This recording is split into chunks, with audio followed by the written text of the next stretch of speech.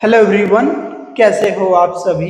आज के वीडियो में हम लोग बात करने जा रहे हैं आयुष काउंसलिंग 2024 कब शुरू होगी, इसके बारे में हम लोग बात करेंगे और पूरा डिटेल से चीज़ों को समझेंगे दोस्तों। ठीक है, तो चलिए वीडियो को शुरू करते हैं।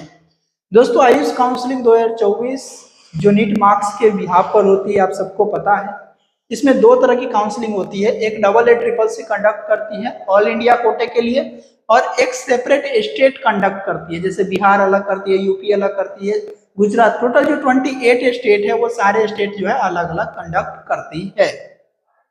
ऑल इंडिया कोटा की जो काउंसलिंग होती है, इसमें 15% जो सीट है, 15% जो government and government aided college की BAMS, BHMS और BUMS कोर्स की जो सीट है और BSMS कोर्स की जो सीट है, उसकी 15% सीट जो है गवर्नमेंट एंड गवर्नमेंट एडेड की सेंट्रल यूनिवर्सिटी जैसे कि NIA, BHU, ITRA, AUUA और all India institute of Ayurveda NEIH, तो ये सबका जो है वो 100% सीट जो है कंडक्ट की जाती है।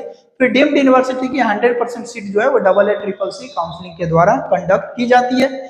इसकी जो काउंसलिंग आपकी स्टार्ट हो सकती है वो फर्स्ट वीक ऑफ सितंबर में हो सकती है। एक्चुअली इस साल क्या हुआ है, काउंसलिंग थोड़ा डिले होने के पीछे कुछ और रीजन मैं आपको बता देता हूँ।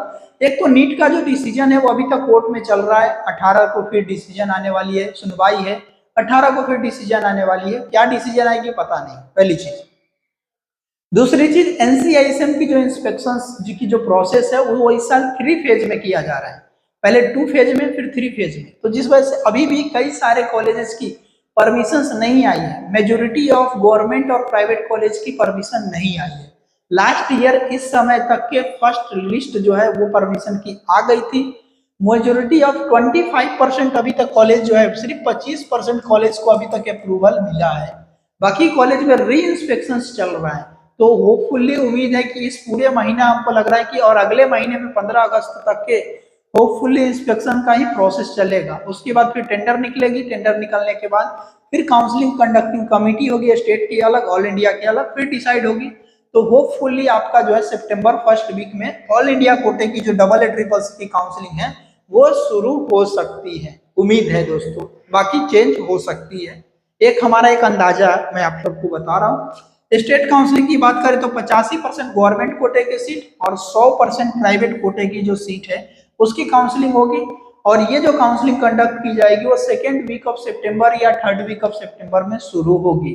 अगर आप सबको याद होगा तो लास्ट ईयर भी ऐसा ही हुआ था कि सेकेंड वीक ऑफ सितंबर 22 तारीख से शायद स्टार्ट हुआ था, 22 से 25 तारीख के आसपास तक के third week, second and third week, second week थे ऑल इंडिया कोटा की और third week and last week से जो स्टेट कोटे की काउंसलिंग शुरू हुई थी सितंबर महीने में लास्ट ईयर का, अगर आप सबको याद होगा दोस्तों। तो उसी हिसाब से आपका थोड़ा सा जो है वो डिले करेगा काउंसलिंग, ठीक है, क्योंकि बहुत सारे कॉलेज की परमिशन अभी तक नहीं आई है और कई सारा मैटर चल रहा है। और नीट के जो रिजल्ट का जो इशू चल रहा है वो जितनी जल्दी रिजल्ट आएगी, जो कोर्ट की डिसीजन की जो पेंडिंग रिजल्ट है वो उसकी बात कर रहा हूँ। नीट की रिजल्ट आ चुकी है, कोर्ट की डिसीजन जो चल रही है सुप्रीम कोर्ट में केस, उसको लेकर के जो भी अपडेट आएगी उसके बाद ही काउंसलिंग प्रोसेस शुरू होगी। आप सबको पता होगा कि MCC की काउंसलिंग की बात जो है वो थर्ड वीक ऑफ जुलाई कहा गया है, ठीक है।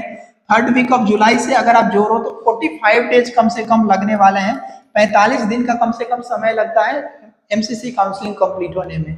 और आफ्टर MBBS काउंसलिंग कंप्लीट होने के जो थर्ड राउंड चलती है तब आयुष की काउंसलिंग शुरू होती है हर साल, ठीक है दोस्तों। तो ये मेजर अपडेट थी, फिर भी आपको कोई डाउट हो तो आप हमारी टीम से बात कर सकते हो। Thank you so much.